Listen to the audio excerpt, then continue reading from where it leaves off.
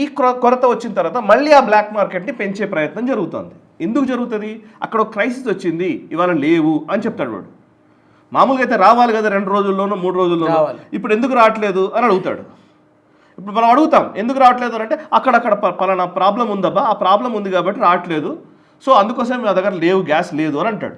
లేదు అనడం వల్ల 2 లాభాలు వాడికి, ఆ గ్యాస్ ఏజెన్సీకి. ఒక లాభం ఏంటంటే లేదు అనడం వల్ల ఇది పొలిటికల్గా ఒక నెరేటివ్ బిల్డ్ చేస్తుంది, పొలిటికల్ పార్టీకి లాభం. రెండో లాభం ఏంటంటే నా దగ్గర కొరత ఉంది, నా దగ్గర గ్యాస్ లేదు అనడం వల్ల నువ్వు 10 రూపాయలు ఎక్స్ట్రా ఇస్తావు. ఓకే, సో దాట్ దీన్ని హోల్డ్ చేస్తున్నారు. ఎల్పిజి సిలిండర్స్ని ఇట్లా విషయం తెలిసిన వెంటనే వీటిని ఆపేస్తున్నారు. ఇవాళ చెన్నైలో ఒక గ్యాస్ ఏజెన్సీ మీద దాడి చేసి అక్కడ పట్టుకున్నారు. ఒక సమాజ్వాదీ పార్టీ లీడర్ యూపీలో దొరికాడు, గ్యాస్ ఏజెన్సీ నడుపుతున్నవాడు. ఈ గ్యాస్ ఏజెన్సీ నడుపుతున్న వాళ్ళందరికీ పొలిటికల్ లింక్స్ ఉన్నాయి. 90% గ్యాస్ ఏజెన్సీస్ పొలిటికల్ లింక్స్ తోటే నడిచినాయి. గ్యాస్ ఏజెన్సీ డిస్ట్రిబ్యూషన్ ఇచ్చాడు అని అంటే కనుక అతనికి పొలిటికల్ లీడర్లకి ఏదో సంబంధాలు 90% ఉన్నాయి.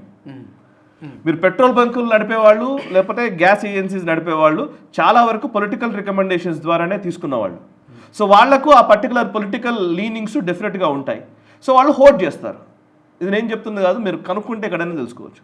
సో పాయింట్ ఏంటంటే ఇప్పుడు ఇవాళ నిజంగానే ఇప్పుడు మనం మాట్లాడుతున్న దాంట్లో ఎల్పిజి కొరత లేదా, ఉంది, దాన్ని మనం యాక్సెప్ట్ చేయాలి. అంటే ఇప్పుడు మనం వార్తల్లో చూస్తున్నటువంటి ఈ కేరళలో 40% క్లోజ్ అయిపోయినాయి, ముంబైలో 50% హోటళ్ళు రెస్టారెంట్ క్లోజ్ అయిపోయినాయి, ఇక్కడ హైదరాబాద్లో కొన్ని హాస్టల్స్ మూసేస్తున్నారు, ఇలాంటి వార్తలు వస్తూ ఉన్నాయి.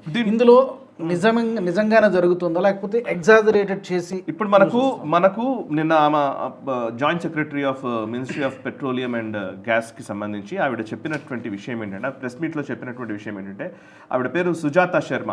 ఆవిడ చెప్తున్నటువంటి విషయం ఏంటంటే రోజుకి మనకు ఆల్మోస్ట్ 50 లక్షల సిలిండర్లు అవసరం ఉంటాయట డెలివరీ బేస్గా. అప్రాక్సిమేట్లీ 50 లక్షల సిలిండర్స్ కావాలి, 5 మిలియన్ సిలిండర్స్. ఓకే, సో 50 లక్షల సిలిండర్స్ మనకు కావాల్సి ఉంటాయి. డొమెస్టిక్ పర్పస్ కోసం మనకి ఎటువంటి ప్రాబ్లం లేదు, సాధారణ ప్రజలకు ఇబ్బంది లేదు. డొమెస్టిక్ పర్పస్ కోసం మనకు కావాల్సినంత గ్యాస్ ఉంది మన దగ్గర. ఓకే, కమర్షియల్ పర్పస్ కోసం దానికి ఒక కమిటీ వేశారు.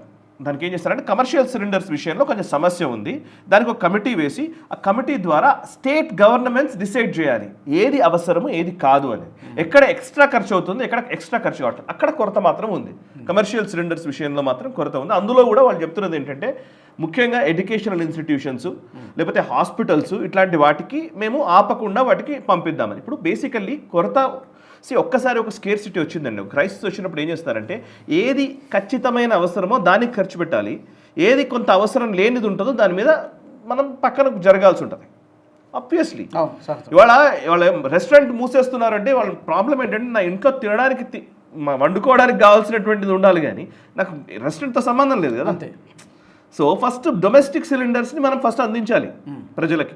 డొమెస్టిక్ సిలిండర్స్ కొరత తీరిన తర్వాత నువ్వు కమర్షియల్ సిలిండర్స్ గురించి ఆలోచించాలి. కమర్షియల్ సిలిండర్స్ అంత ఈజీ కూడా కాదు. కమర్షియల్ సిలిండర్స్ చాలా ఎక్కువ కనెక్షన్స్ కావాల్సి ఉంటుంది కూడా, వాళ్ళకు నిజంగా ఆ యూసేజ్ కూడా ఎక్కువ ఉంటుందంట. అవి చెప్తున్న లెక్క ప్రకారము డొమెస్టిక్ కన్సంప్షన్ విషయంలో ఎటువంటి సమస్య లేదు, కానీ కమర్షియల్ సిలిండర్స్ విషయంలో మాత్రం సమస్య ఉంది అనేది తెలుస్తున్నటువంటి విషయం. ఇందులో కూడా ఒక ఇష్యూ ఉందండి. ఇందులో ఉన్న ఇష్యూ ఏంటంటే ఇప్పుడు మనం బేసికల్లీ ఫర్ ఎగ్జాంపుల్ ఇవాళ మనకు గ్యాస్ అవసరం ఉంది అని అంటే మనం జనరల్గా ఏం చేస్తాము, ఒక సిలిండర్ స్పేర్లో ఒకటి పెట్టుకుంటాం. ఎప్పుడు 2 సిలిండర్స్ ఖచ్చితంగా చాలామంది ఇళ్లలో ఉంటాయి. ఒక సిలిండర్ని బుక్ చేసుకున్నప్పుడు ఒక సిలిండర్ అయిపోతుంది అనే టైంలోనే బుక్ చేసుకుంటాం, ఇమీడియట్గా వస్తుంది. ఒక సిలిండర్ స్పేర్లో పెట్టుకుంటాం. అంతేగాని ఇప్పుడు సడన్గా ఏమైందంటే ఈ ఇష్యూ తెలిసిన తర్వాత విపరీతంగా బుకింగ్ చేశారంట, అందరూ బుకింగ్ చేశారు. ఇప్పుడు డిమాండ్ సప్లై అన్నట్టు లెక్క. ఇప్పుడు డిమాండ్ ఎంత ఉందో అంత సప్లై లేనప్పుడు ధర పెరుగుతుంది ఆటోమేటిక్గా.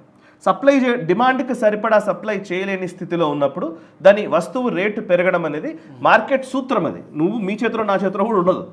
ఓకే, బట్ ఇక్కడ రేటు పెరగడం కాదు, ఇక్కడ కొరత సృష్టించబడుతుంది.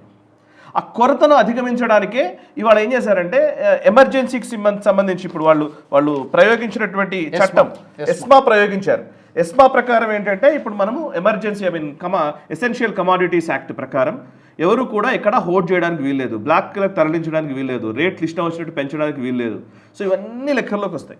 ఇదంతా ఏంటంటే అండి, ఇదంతా గవర్నెన్స్కి సంబంధించిన విషయం. మనము పైపెచ్చు మనం ఆలోచించాల్సిందంటే పాలసీకి సంబంధించిన విషయమా అనేది మనం ఆలోచించాలి. పాలసీకి సంబంధించిన విషయం కాదు, నేను చాలా స్పష్టంగా చెప్తున్నాను. అండ్ మోదీ గవర్నమెంట్ వచ్చిన తర్వాత చెప్పాను కదా, కన్జంప్షన్ ఎంత విపరీతంగా పెరిగింది. ఇంతకుముందు మనము అట్లా లెక్కేస్తే, ఇంతకుముందు మరి 14 కోట్లు ఉండేది 2014 ముందు. 14 కోట్ల గ్యాస్ కనెక్షన్లకి లైన్లలో వెయిట్ చేసిన రోజులు ఉండేది. ఇప్పుడు 33. ఇవాళ 33 కోట్లు. ఎవడు లైన్లో వెయిట్ చేయలేదు. హర్మూజ్ క్రైసిస్ రానంత వరకు లైన్లో ఎవరు వెయిట్ చేయలేదు. ఓకే, ఈవెన్ మనం కోవిడ్ టైంలో కూడా ఏ ఇష్యూ రాలేదు ఎల్పిజి విషయంలో, రైట్? సో అది పాయింట్ ఏంటంటే, ఈ పర్టికులర్ విషయాన్ని పొలిటికల్గా ఇప్పుడు ఏమవుతుందంటే, ఇమీడియట్గా ఇవాళ 2 రోజుల్లో ఏం జరుగుతుందంటే, నాకు చాలా అర్థమైపోయింది విషయం. ఏం జరుగుతుందంటే 2 రోజుల్లో సిలిండర్ కోసం అని చెప్పేసి, ఎల్పిజి కోసం, సిలిండర్ల కోసం అని చెప్పేసి బయట బారులు తిరుగుతారు, లైన్లలో నిలబడతారు, ఎండకు తాళలేక కొంతమంది చచ్చిపోతారు. ఇవన్నీ స్టోరీస్ రేపు పొద్దున వినబోతున్నాం. ఈ 3-4 రోజుల్లో వింటాం మనం. పలానా ప్లేస్లో ఒకరు చచ్చిపోయారు, పలానా ప్లేస్లో ఒకరు చచ్చిపోయారు, పలానా ప్లేస్లో ఒకరు చచ్చిపోయారు, ఇట్లా కొంతమంది చనిపోయారు. చనిపోయిన వాళ్ళు ఇంతమంది చనిపోయారు, వీళ్ళందరినీ రాహుల్ గాంధీ పరామర్శించడం. సో నేను చెప్తున్నాను, పెద్ద డ్రామా జరగబోతుంది నెక్స్ట్ 1 వీక్. ఈ వీడియో మీకు నచ్చినట్టయితే లైక్ చేయండి, 10 మందికి షేర్ చేయండి. అలాగే కామెంట్ల రూపంలో మీ అభిప్రాయాలను మాతో పంచుకోండి. Nationalist hub group of channels ను సబ్స్క్రైబ్ చేసుకుని తెలుగునాట జాతీయవాద జర్నలిజాన్ని ప్రోత్సహించండి. ఈ వీడియో కింద ఉన్న బెల్ ఐకాన్ పై క్లిక్ చేయడం మర్చిపోవద్దు.